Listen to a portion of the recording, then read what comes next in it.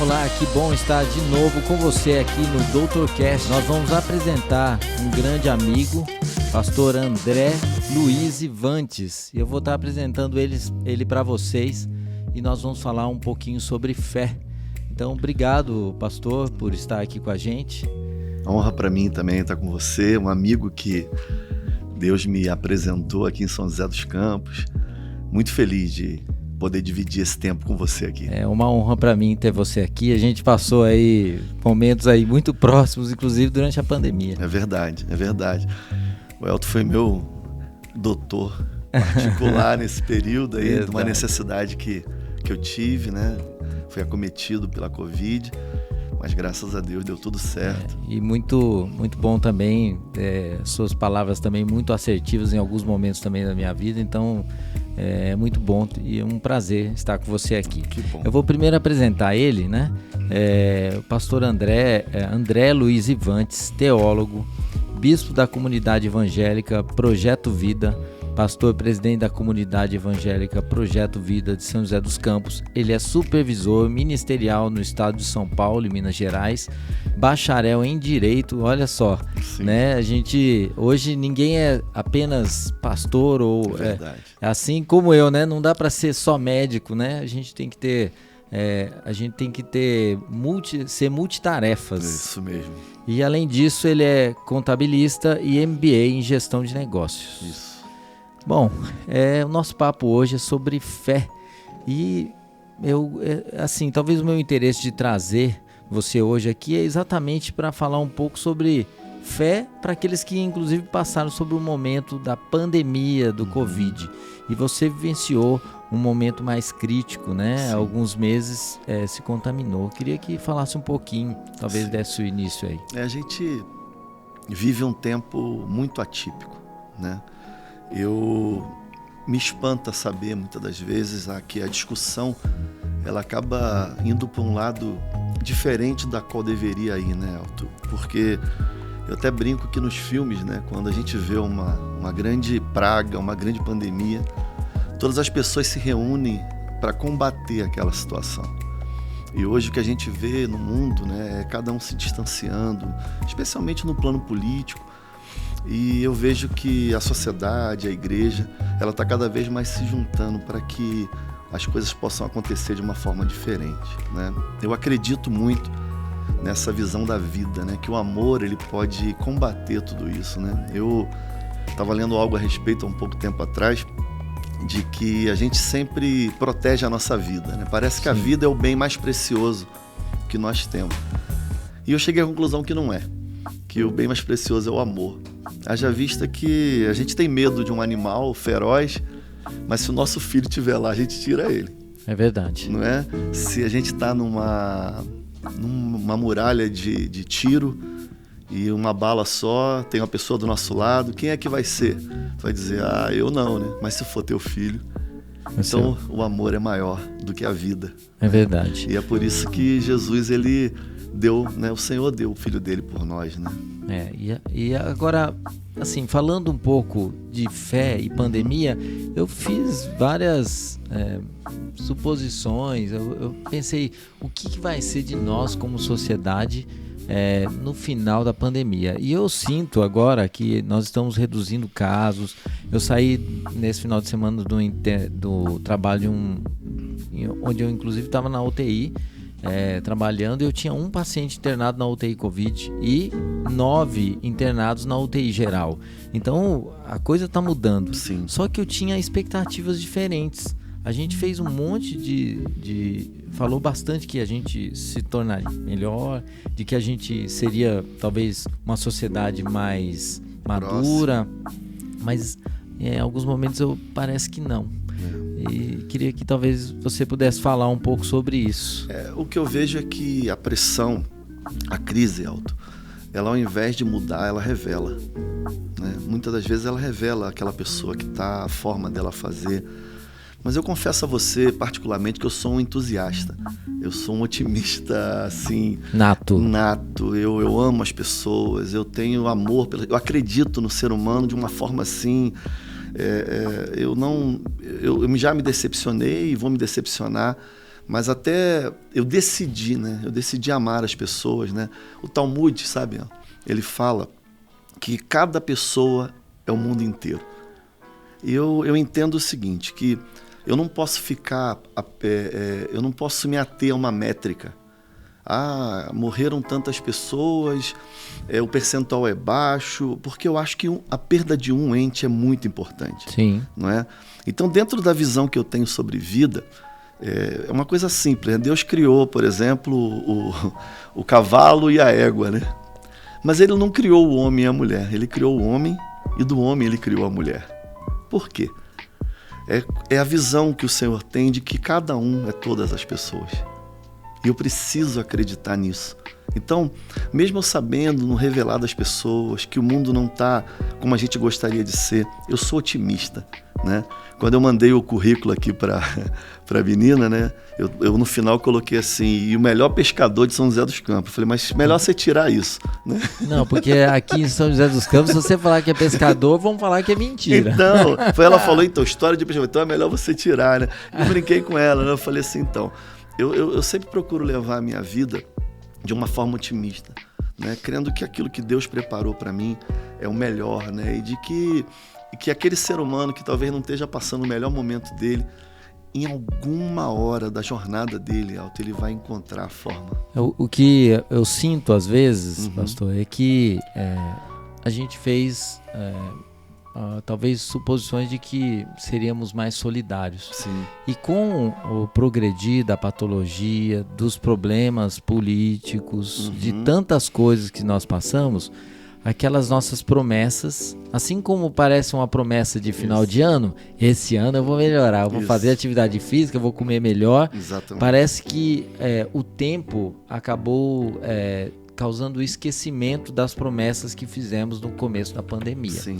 E a gente precisa talvez relembrar, né, daquilo que a gente estava propondo para a nossa vida. Então eu tenho maior controle sobre aquilo que eu penso e sobre aquilo que eu imagino para o que eu vou ser daqui a 2 anos. Sim. Eu posso objetivar, mas muitas pessoas, eu acho que diante do desespero, esqueceram de que elas poderiam, nesse momento, se tornar melhores. Com certeza, eu acredito nisso, sabe? Porque eu, quando fui acometido pela Covid, eu fiz esses projetos pessoais, né? Eu criei protocolos, né? E você sabe que a Covid ela é uma doença social também, porque ela te afasta do dia a dia das pessoas. Eu não sei o que causa mais dano, se é o dano físico ou é o psicológico. Exatamente. Que a gente está aguardando talvez uma epidemia de problemas de saúde mental. Eu nunca trabalhei tanto na minha vida cuidando de família e de pessoas, nunca. Você sentiu muito isso na igreja? Demais, é espantoso, é fora do natural. Fora do natural. Eu tenho uma ovelha que trabalha no 109 da polícia.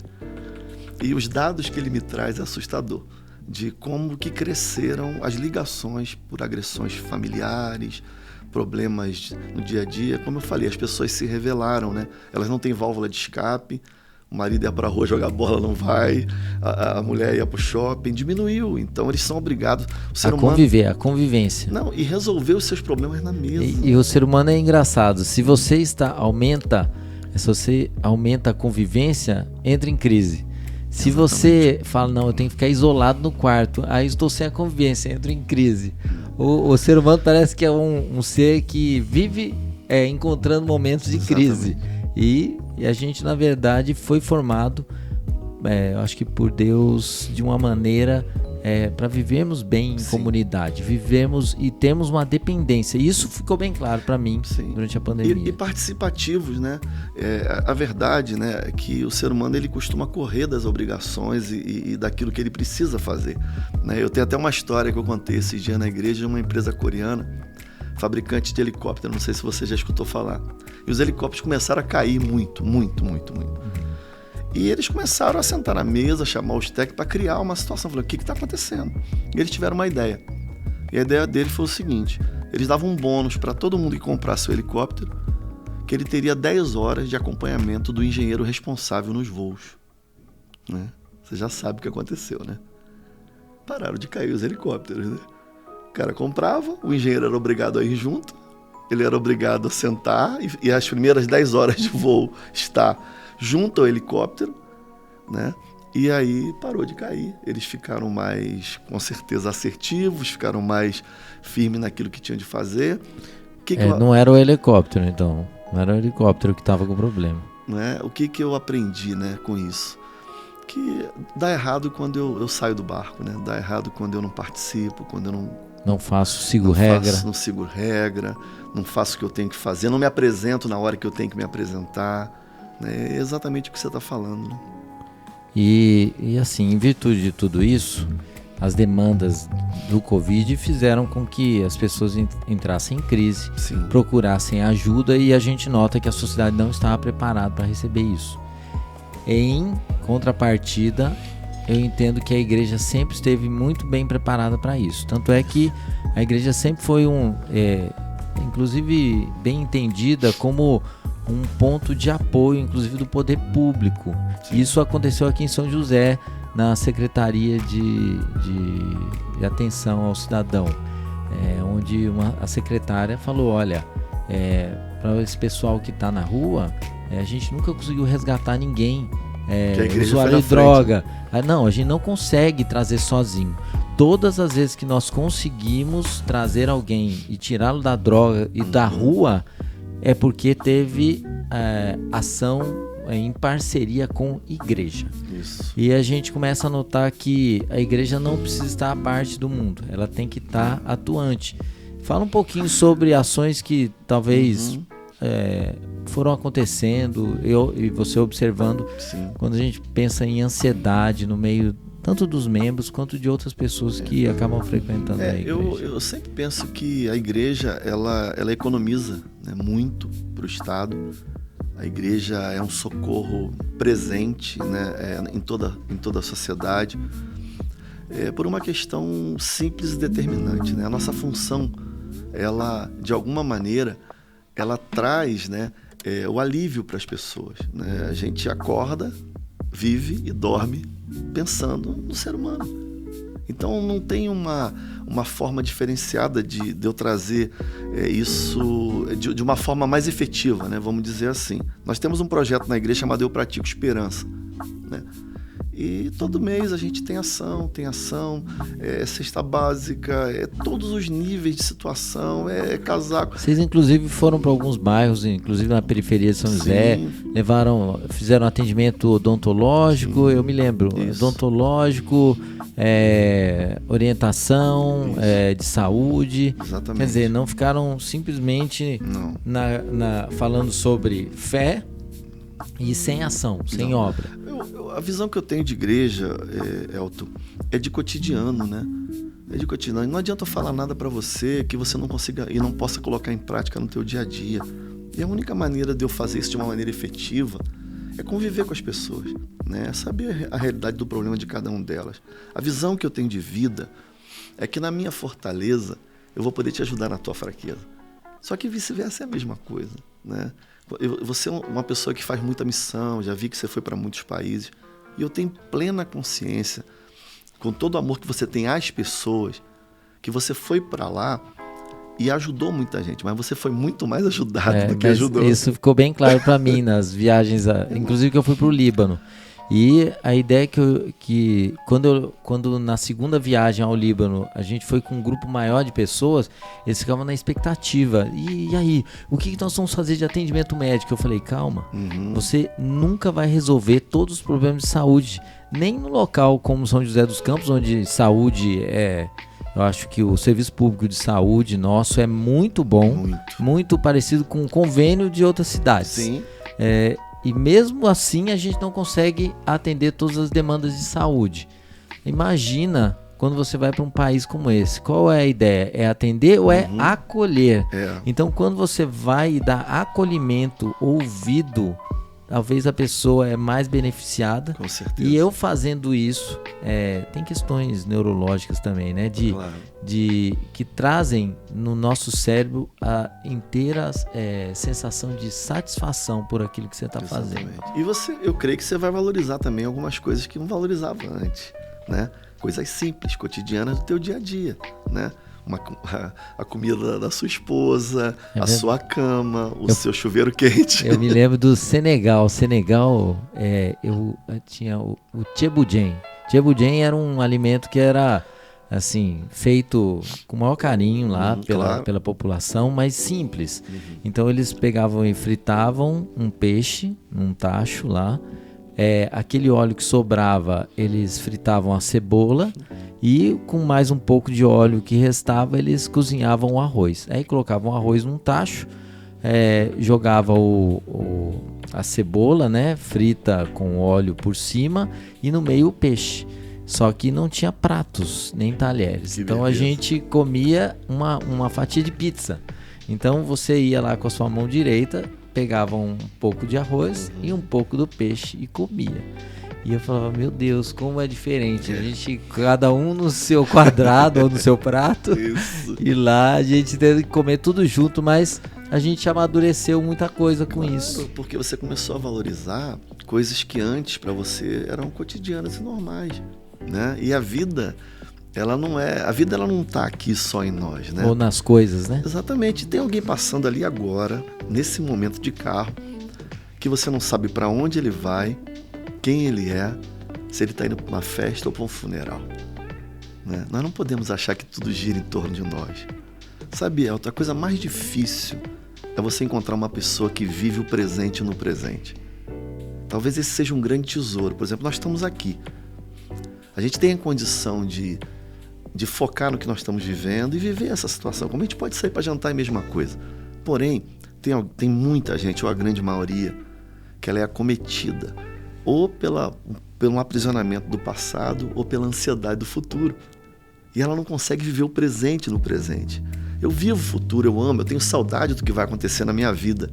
Mas eu acho que o que está acontecendo hoje são as crises de ansiedade, né? Porque hoje todo mundo só pensa em futuro. Sim. Como é que vai ser amanhã? Exatamente. Eu vou ter emprego, vou ter dinheiro, vou sustentar minha família. Quando que o Covid vai acabar? Exatamente. A gente foi empurrado para ficar pensando no futuro. Sim. E aí eu acho que isso trouxe ansiedade. Com certeza, porque o que né, as pessoas falam sobre depressão e ansiedade, né? Depressão é excesso de passado, ansiedade é excesso de futuro.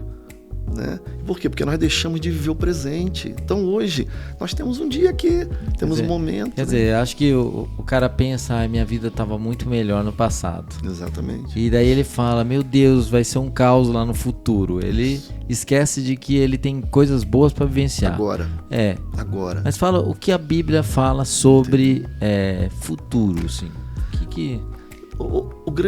A grande visão do Senhor é que Ele já habita no futuro.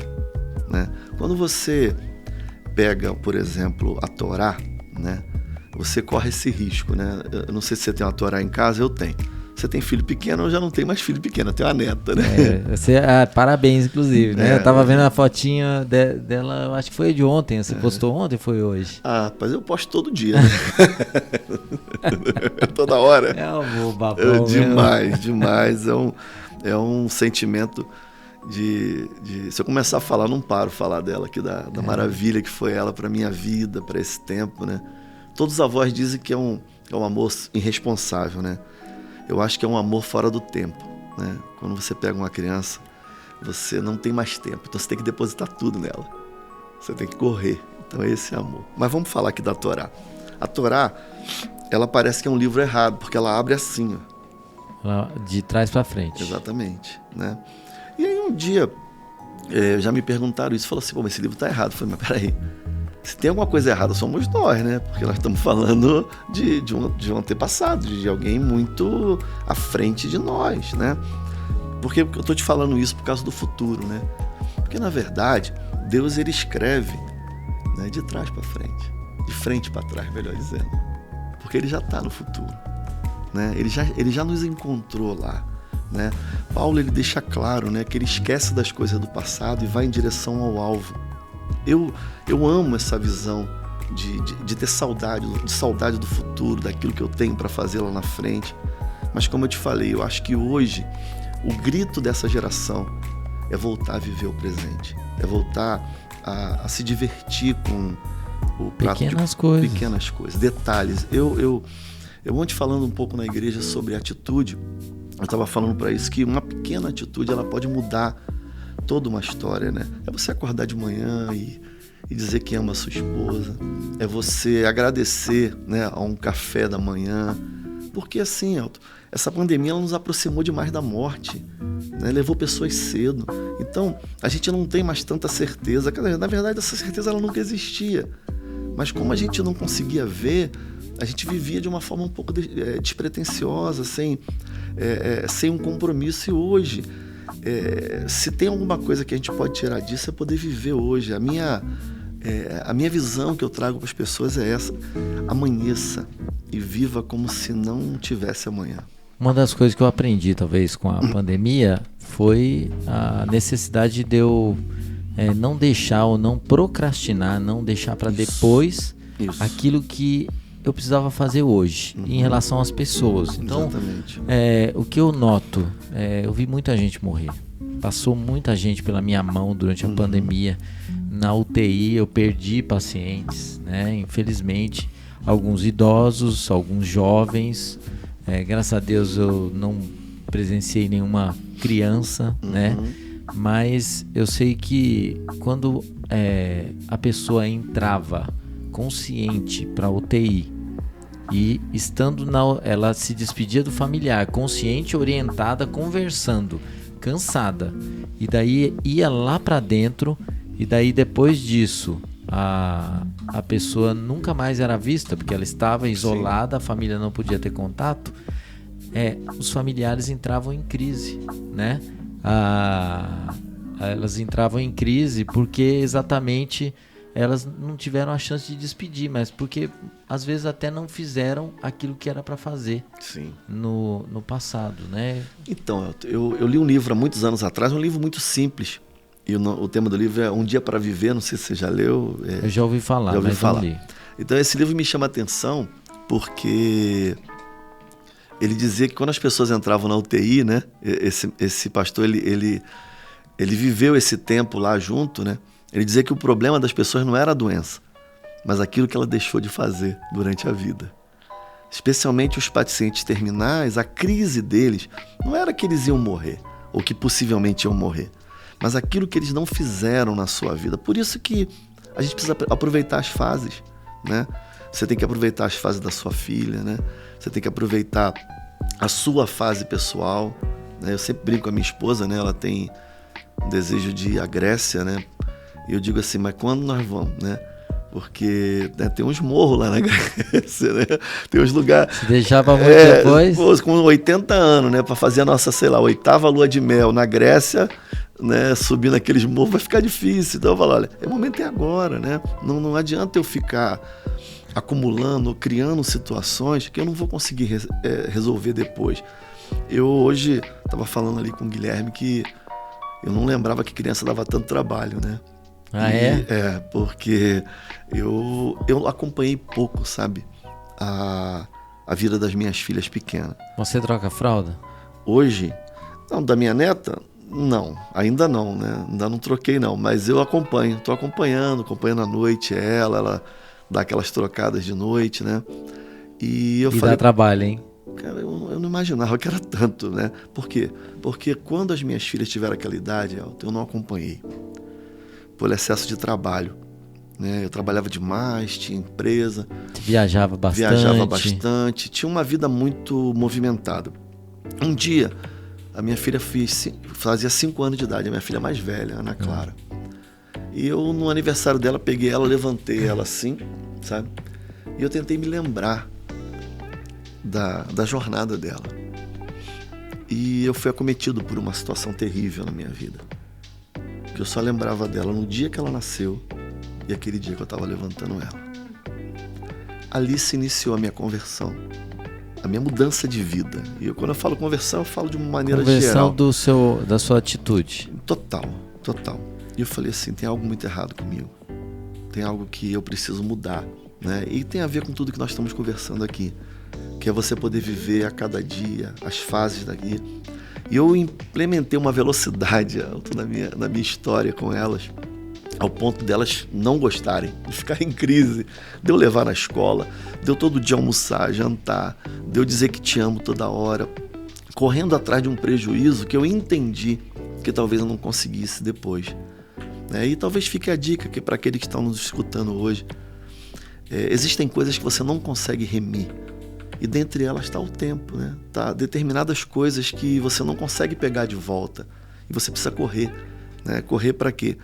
Para poder ainda conseguir. Eu lembro, até hoje, quando a minha filha nasceu, eu levei num médico nosso da família e falei para ele assim: doutor, todo mundo diz que pegar muito no colo estraga, né? Ele falou assim: André, pega muito no colo, porque vai ter um dia que você vai querer pegar ela no colo, ela não vai querer e você não vai conseguir. E eu indico, né, as pessoas a viverem. Né? Como eu falei, são tantas teorias bobas, né? São demais, né? Porque... É os coaching da vida, né? Nem fala disso comigo que eu fico até nervoso. Mas exatamente, eu acho que a gente teve a possibilidade, inclusive, de entender o quanto pessoas são mais importantes do que coisas. Sim. As pessoas começaram a, por exemplo, as pessoas começaram a ter interesse em estar em locais mais abertos. Isso. Falando, poxa, eu tenho que ficar isolado, não posso sair, eu tô preso. Quer dizer que eu ter a simplicidade de estar na rua, ou num gramado, ou numa fazenda, ou num sítio, ver as coisas de maneira mais livre do que dentro de um apartamento. E às vezes é difícil para quem mora no apartamento. Sim. A gente viu uma evasão de pessoas de apartamentos nos grandes centros querendo vir. Inclusive aqui em São José teve uma época que acabaram as casas de aluguel e para se comprar nos melhores bairros da cidade, porque quem morava em apartamento falou: eu tô caindo fora, eu quero viver um pouco. Isso a gente amadureceu e entendeu um pouco melhor. Sim. E eu acho que é um aprendizado. Sim, eu acho que, Elton, é muito importante a gente poder viver o cotidiano, né? A cada dia, né? Ter essa possibilidade de tocar nas pessoas, como eu falei, eu sou um entusiasta da vida. Eu já viajei bastante por vários países, sou apaixonado pelo Brasil. Estava falando aqui com o Gustavo que eu sou carioca, né? E me apaixonei por São José dos Campos. Então, tudo que eu estou, eu acho que é o melhor, é o que vai dar certo. Eu acredito, né? Acredito naquilo que Deus colocou na minha vida. E eu motivo todo mundo a viver dessa forma, né? Você acha que esse pensamento seu te ajudou a passar por esse 1 ano e 3 meses de Covid? Sim. Porque uma parte da população não consegue enxergar isso. Eu tenho certeza. Que uma atitude positiva, ela vai nos carregar a um outro momento, né? Você vai departamentalizar algumas coisas dentro de você, né? Eu tenho o Senhor na minha vida, que não tem jeito, eu levanto a minha mão e ele me carrega, ele me leva, né? A Bíblia fala lá em Naum que o Senhor ele sempre encontra um escape, né, em meio à tempestade.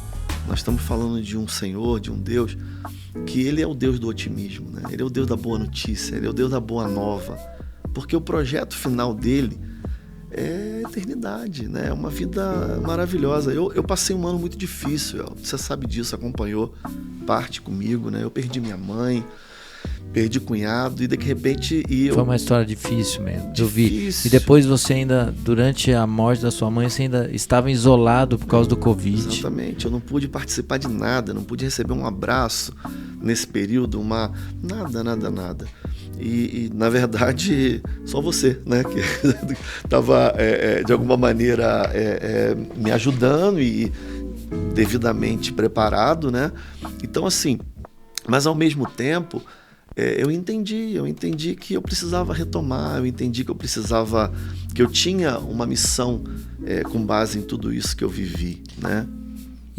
Essa experiência vivida mudou alguma coisa, inclusive nas orientações e na pregação e naquilo hoje que você leva, por exemplo, para os membros da igreja, para as pessoas com quem você aborda? Mudou uma chave? Alguma coisa mudou em você? Passando por esse momento, perdendo a mãe, ficando isolado, vendo a fragilidade do seu corpo, mas conseguindo ver a recuperação. Isso mudou? Então, eu compreendi exatamente, né? Porque quando a gente lê, por exemplo, né, o que Paulo escreveu na Bíblia, né, o primeiro pensamento que eu tenho é que ele estava numa varanda de uma fazenda deitado numa rede, vendo o cavalo passar, mas a grande maioria das coisas que ele escreveu, ele estava sendo açoitado e dentro da cadeia, né? E eu vi com clareza que quanto mais nós somos espremidos, o nosso melhor sai de nós, porque Deus ele tem um projeto para tudo que acontece. Então mudou a forma de eu levar as coisas. E é claro, muitas das vezes, Elton, a gente... as pessoas elas pregam, às vezes, um evangelho fora do padrão, né? Como super-homem, como aquele que não vai ser acometido. Eu já vivi isso, de pessoas ligarem para mim e falam: pô, mas o senhor está doente? Como é que pode isso? Eu falei: ué, pode, eu sou ser humano, né? E vivo essas coisas também. Então, assim, eu tento tirar o melhor de todas as coisas que acontecem comigo. Como eu falei, se existe uma tempestade, né? A Bíblia é engraçado porque os discípulos de Jesus, eles caminham com ele durante todo o tempo, né? E eles veem Jesus curar, fazer milagre, tudo isso. Em um determinado momento, eles estão numa tempestade e Jesus, ele dá uma ordem, né? Vento, cala-te, mar, acalma-te. E eles se espantam. Ué, como pode? Como pode uma pessoa fazer isso? Mas eles não estavam com Jesus. Sabe o que acontece, Elton? Parece que é muito mais fácil fazer um milagre do que sair de uma crise. Parece que é muito mais fácil você curar uma pessoa de forma milagrosa do que você ultrapassar uma tempestade. E quando eles veem Jesus fazer isso, eles falam assim: quem é esse? Né? E é muito claro, né? Porque eu até brinco dizendo que o vento olhou para o mar e falou: rapaz, a gente conhece essa voz, né? Tu não conhece essa voz? Eu conheço. É a voz daquele que nos criou, né? Jesus, ele nos ensina ali o seguinte, que aquele que criou a tempestade tem poder de parar ela, né? Que aquele que criou o problema, esse sim pode dar uma ordem para parar, né? Isso é um ensinamento para nós, porque... De dependência. Exatamente, porque o Senhor, ele nos dá essa condição, né? Mas eu vejo aí na sua fala, eu estive lendo esses dias um livro, inclusive eu sugiro para quem quiser ler. Não estou fazendo merchan do livro, mas eu fiquei bastante feliz de pegar esse livro. Eu peguei ele lá no Kindle. Chama A Neurociência da Felicidade. É uma PhD em neurociência e ela fala sobre temas relacionados à parte neurológica. O mais incrível é que, assim, a cada vez que eu ia lendo, eu falava: meu Deus, mas ela está falando, isso está falando muito comigo, no fato de que está falando sobre as coisas que passam pela minha cabeça, como o meu cérebro funciona, sobre o pensamento da positividade, de que as coisas podem melhorar e o meu cérebro pode ser condicionado a isso, de que como eu faço controle sobre várias questões, sobre alimentação, felicidade, sono, dinheiro, e ela vai falando sobre isso. E daí, o último capítulo, são 10 capítulos, o último capítulo fala assim: 9, faça as pazes com a vida, e o 10º, felizes os que creem. Isso. E daí eu catei o livro e fui ler o 10º capítulo, e o 10º capítulo é um compêndio bíblico. E daí eu vi que ela, né, que é a escritora, que é deixa eu lembrar aqui o nome da escritora. A escritora se chama... Ai, caramba, deixa eu ver o nome. O nome desse livro aqui... Peraí, deixa eu voltar no comecinho dele. É um livro que fala sobre Rosana Alves. Então, ela falou sobre ciência, falou sobre pensamento, sobre o controle da mente, mas no final de tudo ela encerra falando o quanto isso é bíblico. Exatamente. E daí eu falei assim: olha, eu preciso entender mesmo que o que está na Bíblia é a verdade. Exatamente. Porque em nenhum momento ela se contradiz na ciência. É por isso que o meu papo, geralmente, às vezes sai um papo aqui sobre ciência, sobre Covid, sobre saúde mental, e no final a gente está de novo falando sobre Bíblia. Porque, olha só, Eu digo que um dos versículos mais científicos da Bíblia é quando o Senhor diz assim, que as misericórdias dele se renovam a cada manhã. Sim. Porque tem a ver com o quê? Com os neurônios, né? Tem a ver com esse movimento, né, que o Senhor faz o tempo inteiro, né? Porque se você não se renovar, o que vai acontecer? É igual a história do estagiário novo, né, na empresa. Não sei se você já escutou essa, né? O estagiário chega todo feliz, né? Tá vindo aqui pra horta aqui, e fala, aqui é o melhor lugar do mundo. Rapaz, que sonho trabalhar nesse lugar. Esse é o neurônio novo, né? Ele acabou de chegar, né? E ele senta aqui, aí encontra o outro rapaz e fala, rapaz, olha que prêmio maravilhoso que eu ganhei. Ele falou, não é bem assim não. E o neurônio velho começa a contaminar o neurônio novo. A laranja. A laranja, e vai apodrecendo. Então, por que o Senhor diz, olha, tem que renovar todo dia. Você tem que receber votos. Exatamente essa vontade de viver. E especialmente a relação das pessoas. Sabe, ontem eu estava pensando muito sobre isso, sobre a relação de confiabilidade. Nós estamos vivendo um tempo de desconfiança muito grande. Política, inclusive. Tudo, em todos os sentidos. Não se acredita em ninguém, né? Ninguém. Você pensa o seguinte, o ser humano acredita que tem 300 bilhões de estrelas. Mas olha só, se eu pegar uma cadeira aqui agora, colocar uma faixa, escrita assim, tinta fresca, né? Coloca ali, deixa quieto ali. E deixa a câmera aqui. Tá ali, tá escrito tinta fresca. Toda hora vai passar alguém, olha para um lado e vai fazer assim, ó. Passar o dedo para ver se tá fresco mesmo. São as relações de confiança, né? Eu acredito numa coisa que está extremamente distante, mas eu tenho dificuldade de acreditar naquilo que alguém colocou, né? Quando eu volto a confiar, eu volto a viver. Eu volto porque a vida tem a ver com relação, né? Ou aquele monge que está lá sozinho lá, ele parece que não tem problema nenhum, né? Por quê? Porque as nossas crises vêm das pessoas, mas a nossa solução vem das pessoas também. Então, relacionamento é a coisa mais linda do mundo, é maravilhoso. Uma das coisas que, até você comentando isso, é a minha preocupação. Mesmo que eu ame o meu cachorro, o meu coelho, eu tenho um coelho lá em casa. Cuido de um coelho, cuido do cachorro. Muitas pessoas, mesmo algumas amando os animais e levantando bandeiras em relação a pet, algumas elas fazem isso em detrimento do ser humano, das pessoas. Hoje eu fico muito entristecido por ver que as pessoas são capazes de doar de si, do dinheiro, em prol de animais, mas quando eu falo precisa doar em prol de alguém, ela fala, não, para o ser humano não, ser humano eu não quero, e eu vejo uma mágoa, né? Sim, mas porque essa relação de confiabilidade ela foi tocada, né? E ela precisa ser renovada. Eu estava lendo ontem, né, um dado comercial, por que os clientes vão embora, né? Eu falei assim, o primeiro dado é 1% porque eles morrem, né? 3% se mudam de cidade. 5% fazem novas amizades e decidem comprar em outros, né? 9% encontra melhor preço, 14% desgosta do produto e 68% por causa de uma atitude indiferente do funcionário. É muito, né? E aí eu fiquei pensando, né? Eu prosperei em tudo que eu fiz, né? Porque eu me importei com detalhes, eu me importei com pessoas, né? Porque Deus não tem projeto para coisa alguma. Deus só tem projeto para gente, para seres humanos, né?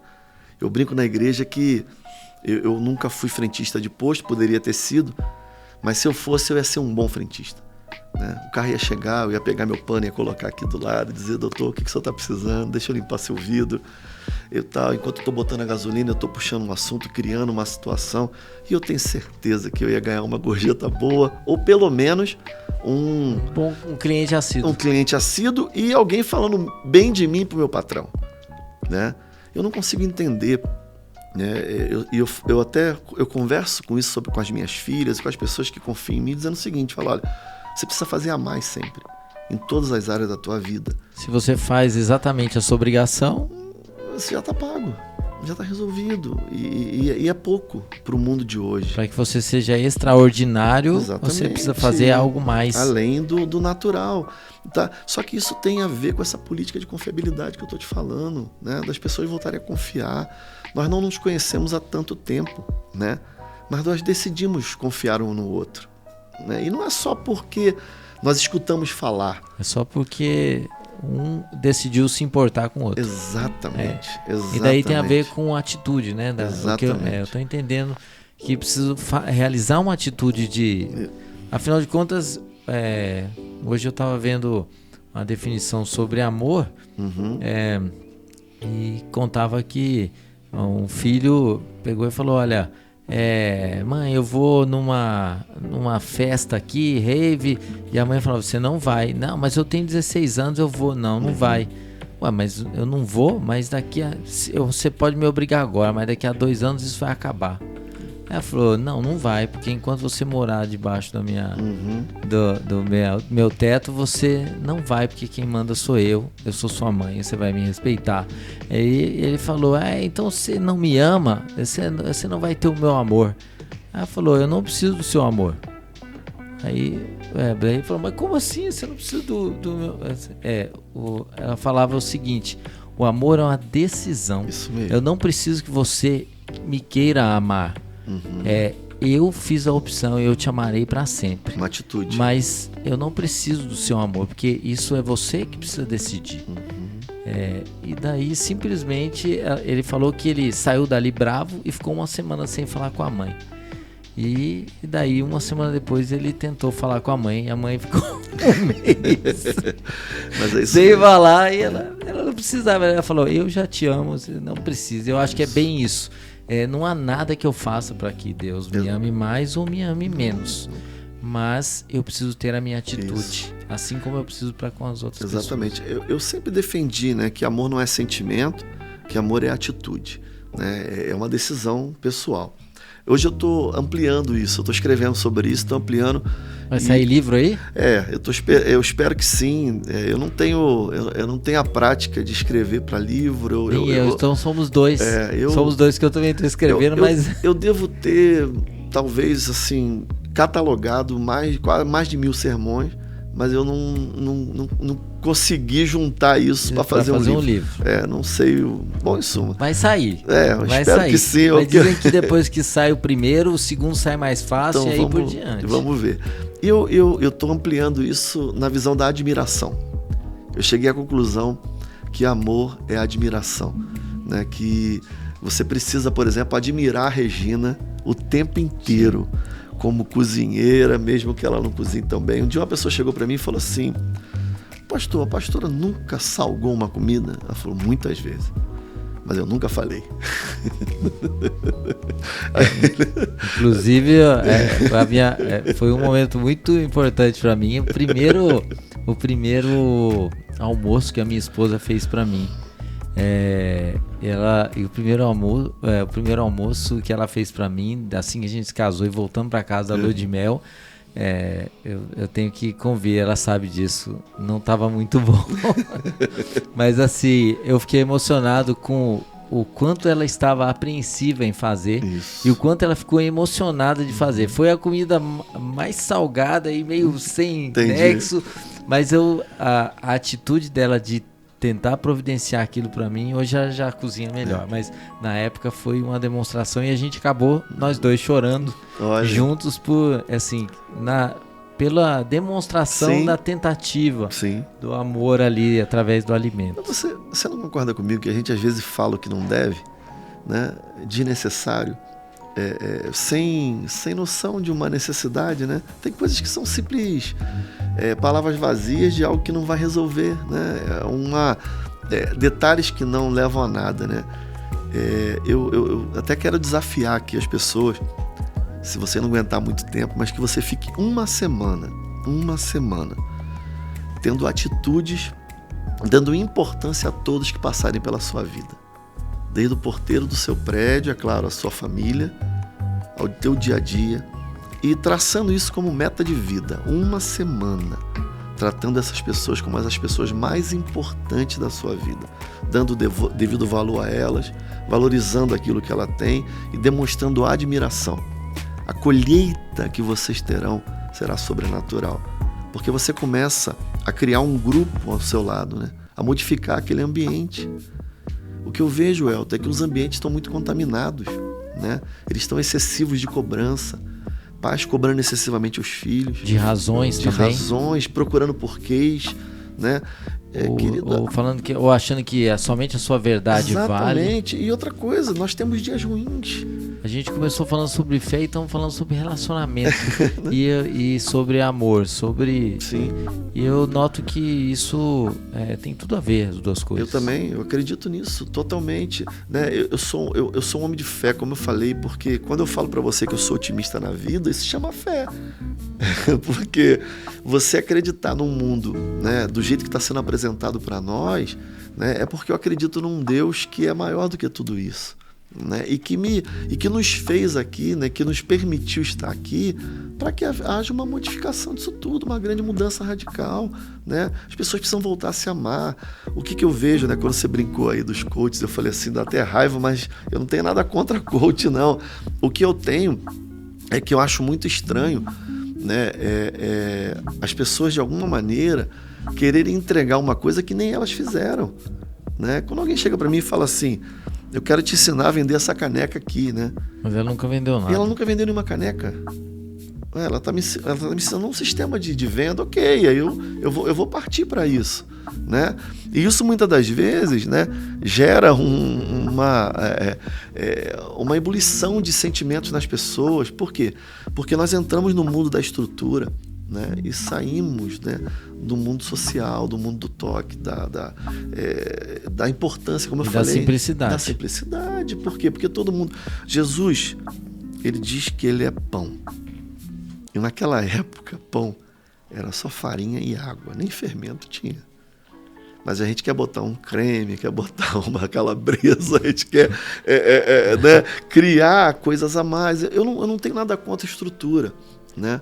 Eu não tenho nada contra estratégia, eu amo tudo isso, mas sobretudo eu amo as pessoas, né? E eu creio que as atitudes que eu possa ter com as pessoas, elas podem gerar, eu não acredito nesse distanciamento, é necessário, é claro, não estou falando do distanciamento, estou falando do distanciamento não relacional, não físico, né? Porque ele hoje não tem jeito.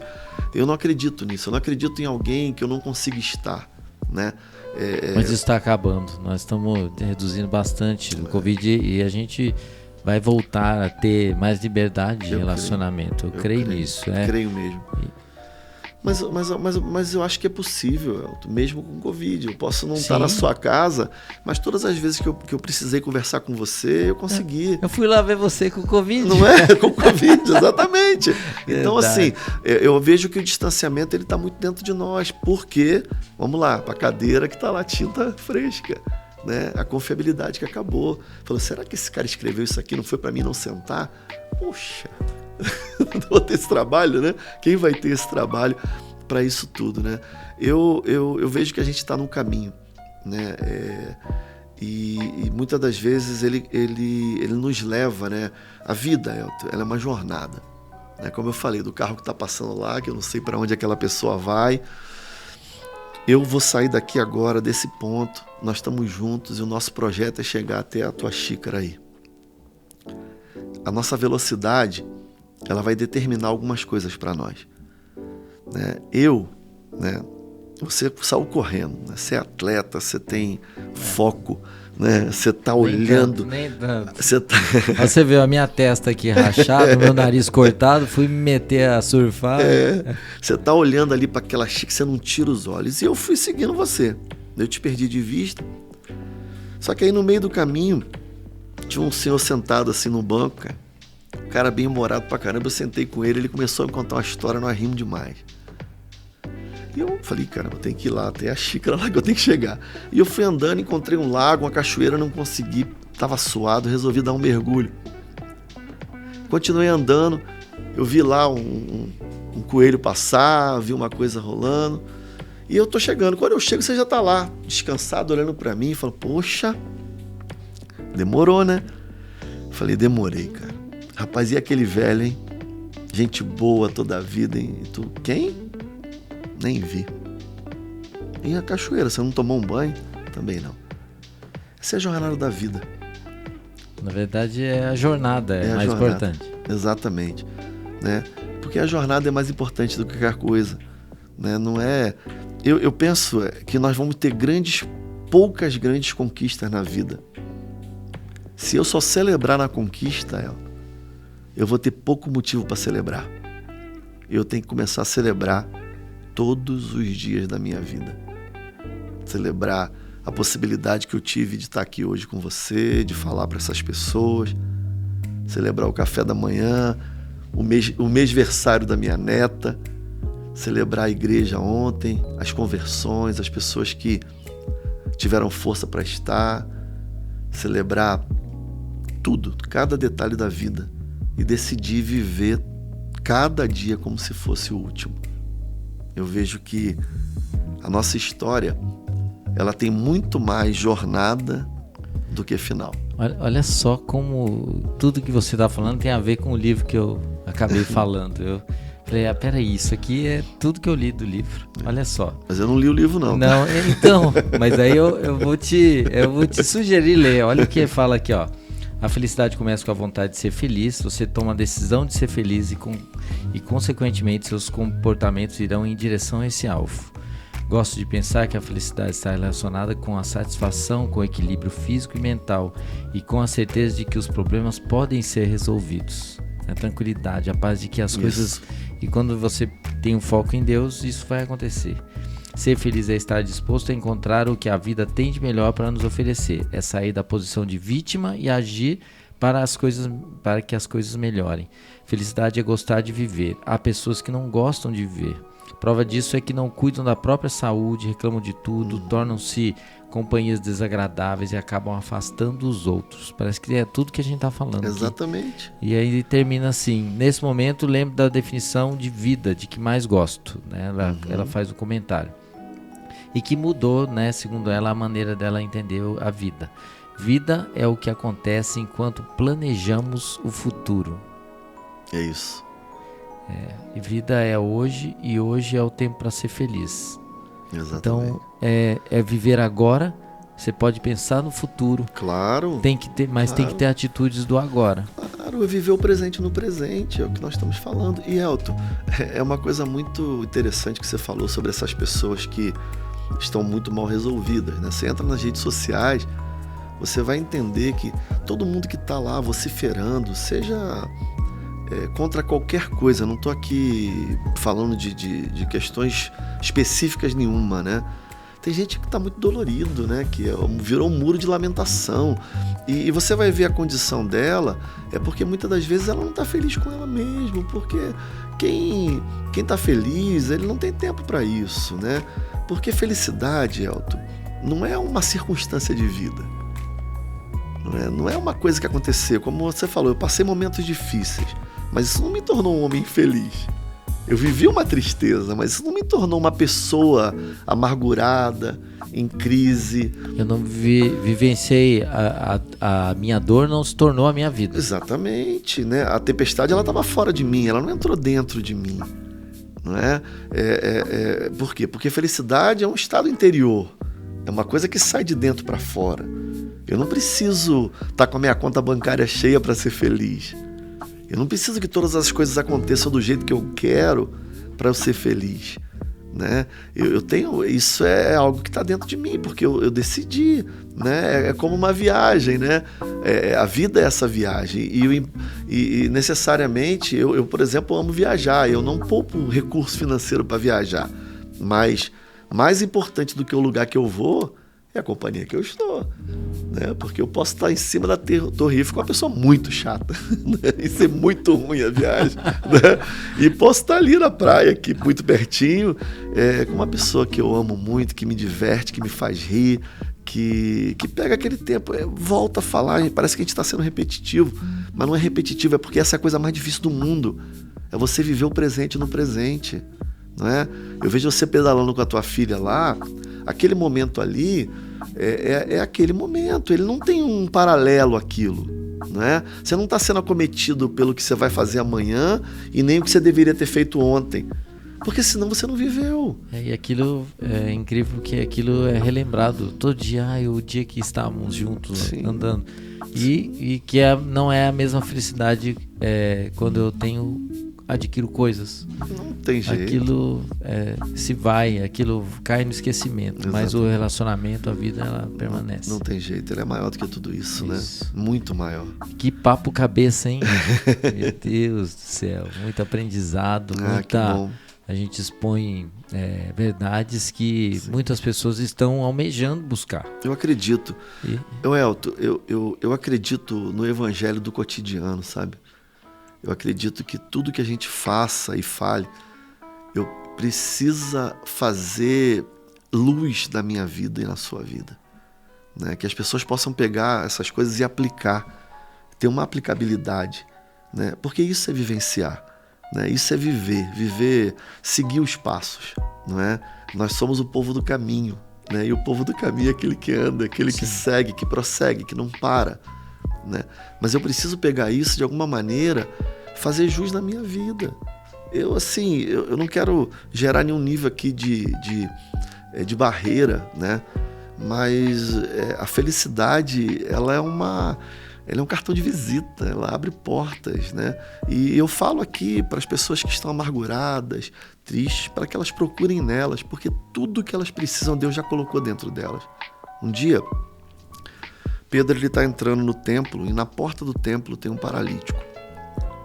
E eu acho que aquele foi um dos dias bem difíceis da vida daquele homem, porque ele era um empresário, ele tinha barco, ele andava com Jesus, e aquele homem pede um dinheiro a ele não tinha, né? Mas você imagina como é que deve ter passado um filme na cabeça daquele homem. Falou, poxa, peraí, vamos pensar melhor aqui, tem alguma coisa muito errada nisso aqui, porque eu era empresário, tinha dinheiro, agora eu estou andando com Jesus e não tenho dinheiro, né? E ele chega e, é claro, num grande insight, assim, uma revelação, e diz, olha, dinheiro eu não tenho, né? Mas eu tenho o que você precisa, né? Vai, levanta e anda. E aquele homem, eu espero que ele tenha ficado muito feliz, né? Porque as pessoas, eu brinco com isso, dizendo que ele ficou curado, mas perdeu o emprego, né? Então, assim... Verdade. Então, ganhos e perdas. Exatamente. Então, eu espero que ele tenha ficado feliz com a cura, porque uma coisa que vocês não podem esquecer, que estão nos escutando, é que toda cura demanda esforço depois, né? Porque esse homem agora, ele teve que trabalhar, mudar o nível, né? Ele derrubou um gigante para um novo nível. Agora ele vai ter que trabalhar, ele vai ter que voltar a fazer as coisas, né? Ele via a vergonha das pessoas e quando ele levantou, ele começou a ver um horizonte que ele não imaginava que existia. E aí, sim, aí tem o trabalho da conquista, de querer melhorar, de querer crescer. Mas a verdade que eu trago disso é que tudo aquilo que eu preciso, Deus já colocou dentro de mim. Tudo aquilo que aquele homem precisava estava dentro dele, Pedro. Então, não era o que ele estava no bolso, é o que estava dentro dele. Agora, eu vou te lançar um desafio. E se ele tivesse dinheiro?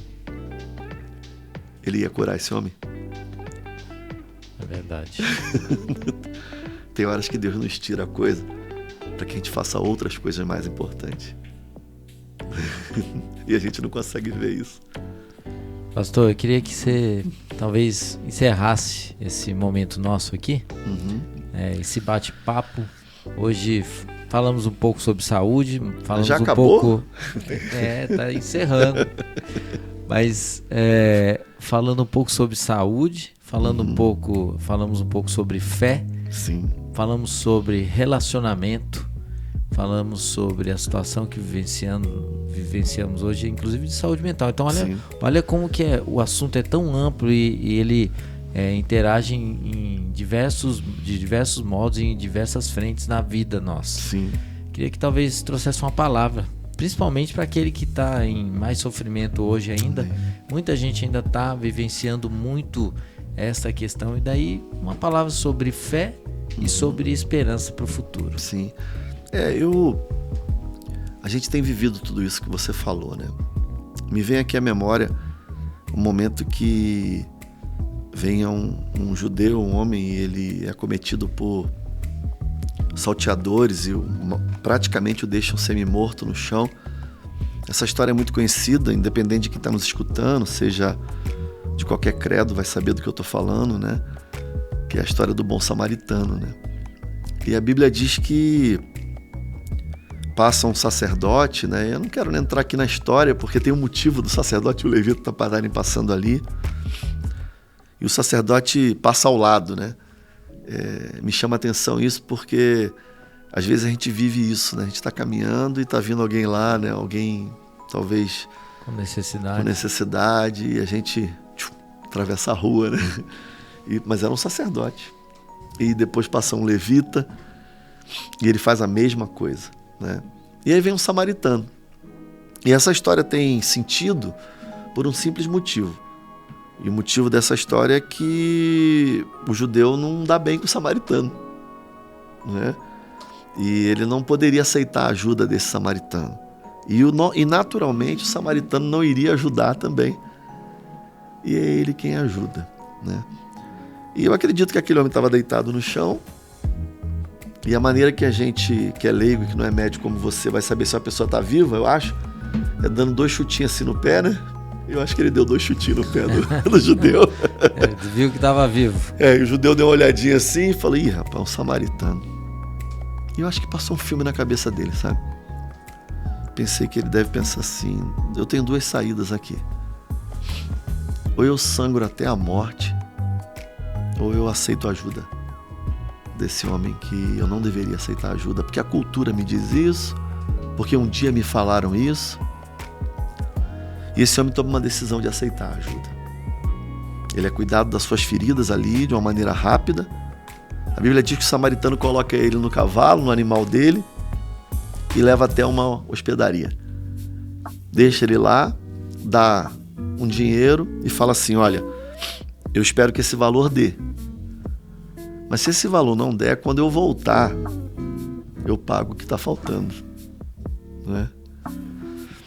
E essa história me remete à vida de muitas pessoas, porque você precisa começar a entender que nós temos um Deus do impossível e que Ele pode usar coisas improváveis para mudar a tua vida e a tua história. É claro que esse samaritano, ele personifica a pessoa do Senhor, que morreu na cruz por mim, né? Que pagou esse alto preço e falou, eu vou voltar para te pegar. Eu vou voltar para que você vá para a vida eterna. Mas ele também me chama a atenção que tem horas que o nosso socorro vem de onde a gente menos espera. A gente tem lançado muitas expectativas sobre as pessoas. E Deus, ele pode usar coisas loucas, né? E diferentes para nos abençoar. E eu venho aqui dizer, você que está nos escutando, que você pode receber um telefonema, você pode se escandalizar com alguém que Deus pode incomodar para trazer a sua resposta. Nós estamos vivendo tempos difíceis, Elton. Mas eu creio que nunca a gente viveu e vai viver um avivamento tão grande como nós estamos prestes a viver. Então acredita que é possível, acredita que o Senhor continua sendo o mesmo. No céu não tem crise, não tem problema, e Ele continua no mesmo lugar, socorrendo cada um de nós. A cada dia eu encontro pessoas como você que me faz acreditar nesse mundo, sabe? Todas as vezes que eu encontro alguém que me decepciona, Deus manda uma multidão de pessoas que me faz valer a pena. Então a minha palavra para cada um de vocês é que voltem a acreditar, que voltem a confiar, não só em Deus, mas nas pessoas também. Que voltem a fortalecer suas casas, suas famílias, seus relacionamentos, seus filhos, que façam eles acreditarem. Passem tempo com pessoas e não com coisas. Exatamente. Invistam. O nosso Deus não tem projeto para coisa. Não tem. Eu tenho consciência disso. Só projeto para pessoas. Só projeto para pessoa.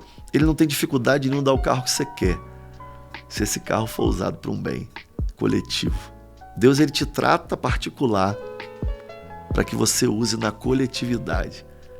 Deus não tem por que enaltecer uma pessoa em detrimento de tantas outras. Então, você que está nos escutando e estamos aqui num bate-papo até informal, né? Eu até falei, poxa, a gente falou de tanta coisa, acho que eu não vou ser mais convidado, né? Falamos de tudo, né? Tô brincando. Não, mas é porque o bate-papo precisa trazer valor. Sim. Precisa trazer verdades, né? Então isso é importante. Eu continuo acreditando nas pessoas, né? Eu até brinco, né? Que nós somos um projeto, né? Talvez um dia a gente vire igreja, mas por enquanto nós somos um projeto. E o nome do nosso projeto é Vida, né? Porque a missão da nossa história, nós amamos pessoas, né? Nós viemos crendo que eu acredito no projeto chamado Pessoas, ainda amo as pessoas e eu sei, e o desafio da minha vida é fazer com que elas voltem a acreditar umas nas outras e, é claro, né, sobretudo no Senhor, né? Foi bom demais o papo. Que bom. Pastor André, foi um prazer demais de novo estar aqui com você num bate-papo. Sim. E eu acho que trazendo verdades para as nossas vidas, momentos de reflexão e coisas que podem agregar, inclusive no nosso pensamento, pensando em fé, esperança, futuro e sabendo que as coisas podem melhorar. E a gente precisa manter o foco nisso. Exatamente. E eu queria agradecer a todos vocês que nos acompanharam novamente aqui no DrCast. E eu gostaria de convidar vocês para me acompanhar na rede social ou em algum outro momento, quando a gente volta a conversar sobre assuntos importantes, seja através de problemas da pandemia, seja saúde mental, seja saúde física, mas nós sempre vamos estar trazendo assuntos importantes para vocês. Obrigado, Pastor André, e obrigado a todos os ouvintes aí.